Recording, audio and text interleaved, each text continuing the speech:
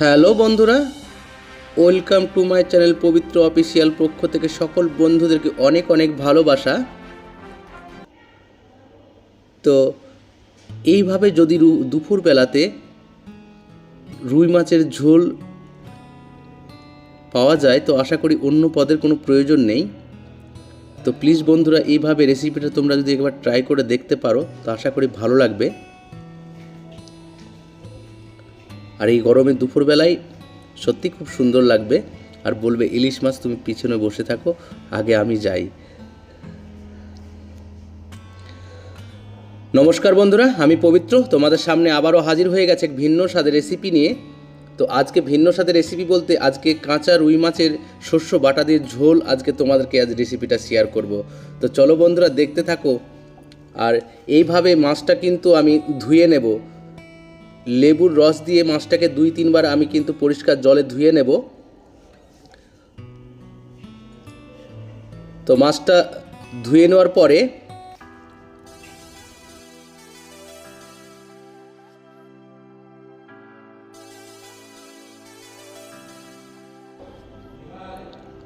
তো এইভাবে মাছগুলোকে আমি হলুদ গুঁড়ো দিয়ে আর হালকা লবণ দিয়ে আর সর্ষের তেল দিয়ে আমি কিন্তু মশলা মাখিয়ে নিয়ে আমি অন্তত 1 ঘন্টা মতো এই মাছগুলোকে আমি ঢাকনা দিয়ে রেখে দেব। আর এই মাছটা ঢেকে রাখার পরে চলো একটা মশলা তোমাদেরকে করে দেখাই, যে মশলাটা আজকে আমার প্রয়োজন। তো দেখো, প্রথমত আমি আদা নিয়ে নিলাম, কিছু রসুন নিয়ে নিলাম, আর মেনলি আমার যেটা প্রয়োজন সর্ষে, গোটা শস্য নিয়ে নিলাম, আর এখানে গোটা জিরে অল্প পরিমাণে নিয়ে নিলাম। তারপরে দেখো কিছু কাঁচা লঙ্কা। আর প্লিজ বন্ধুরা, তোমরা ঝালটা কিন্তু তোমরা লিমিটে দেবে, তোমাদের মতন করে দেবে। আমি এখানে যে ঝালটা ব্যবহার করছি আমি আমার মতন করে করছি। ঝাল আর লবণ এই দুটো জিনিস কিন্তু তোমরা অবশ্যই নিজের মতন করে দেবে। আর এই দেখো, সে মশলাটা তৈরি করে নেওয়ার পরে আমি কিন্তু এখানে আমি গোটা শস্যকে হালকা হাতে আমি ভেজে নিলাম। ভেজে নেওয়ার পরে এই মশলাটাকে কিন্তু আমি হালকা পাউডার করে নেব, গুঁড়ো করে নেব। সেটা আমি লাস্টে ব্যবহার করব। তো আমার কড়াই রেডি, এদিকে ওভেনের পর কড়াই আমার রেডি, তাতে আমি সর্ষের তেল দিয়ে দিলাম। সর্ষের তেলটা দেওয়ার পরে দেখো আমি গোটা কালি জিরা কিছু দিয়ে দিলাম, আর এখানে 2-3টে কাঁচা লঙ্কা ভেঙে দিলাম আমি। তারপরে যে মশলাটা আমি তৈরি করে রেখেছিলাম সেই মশলাটাকে আমি তেলে দিয়ে দিলাম।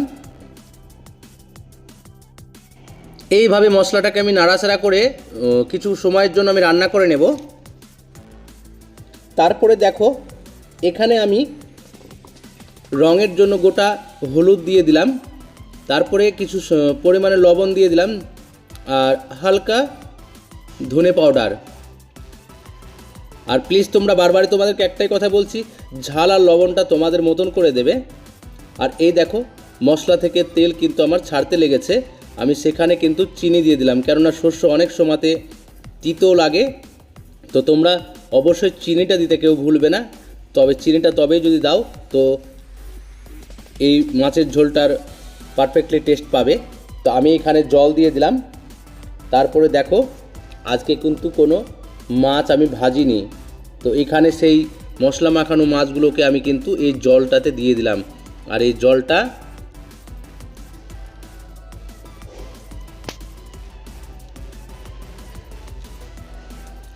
এইভাবে করে ঢাকনা দিয়ে দিলাম একটা।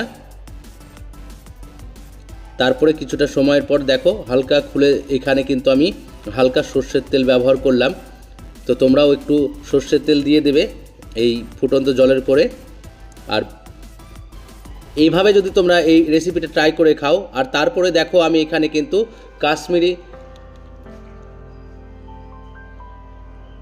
মির্চি পাউডার ব্যবহার করলাম ঝোলটা কালারের জন্য, ঝোলটা সুন্দর একটা কালার আসবে সেই জন্য। তো তোমরা অবশ্যই বন্ধুরা এই রেসিপিটা কেমন লাগলো এবং কেমন লাগছে এই রেসিপিটা অবশ্যই ট্রাই করে দেখবে। আশা করি এই দুপুরবেলায় এই রেসিপিটা যদি করে খাওয়া হয় তাহলে ইলিশ মাছ বলবে, ইলিশ মাছকে বলতে হবে পিছনে থাকো, আজকে আমি এই রেসিপিটাই করে খাবো। তো প্লিজ এইভাবে তোমরা এই রেসিপিটা ট্রাই করবে।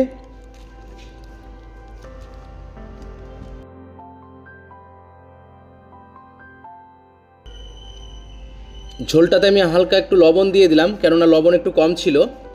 তো তারপরে দেখো মাছটা থেকে তেল ছাড়তে লেগেছে, তার মানে আমার ঝোলটা রেডি হয়ে গেছে। তো সেইখানে আমি কুচানো কিছুটা ধনেপাতা দিয়ে দিলাম, আর স্লাইস টমেটোর কিছুটা 2-1 পিস দিয়ে দিলাম। তো তোমরা প্লিজ এই রেসিপিটা কেমন লাগলো অবশ্যই ট্রাই করে দেখবে। আর দুপুরবেলায় এই রেসিপিটা যদি করে খাওয়া হয়, আর লাস্টে আমি দেখো আর একটা জিনিস দিয়ে দিলাম, যেটা আমি গোটা সর্ষে ভেজে রেখেছিলাম, পাউডার করে রেখেছি, হালকা পরিমাণে দিয়ে দিলাম উপর থেকে। তো আমার আজকে কাঁচা রুই মাছের শস্য বাটা দিয়ে ঝোল রেডি।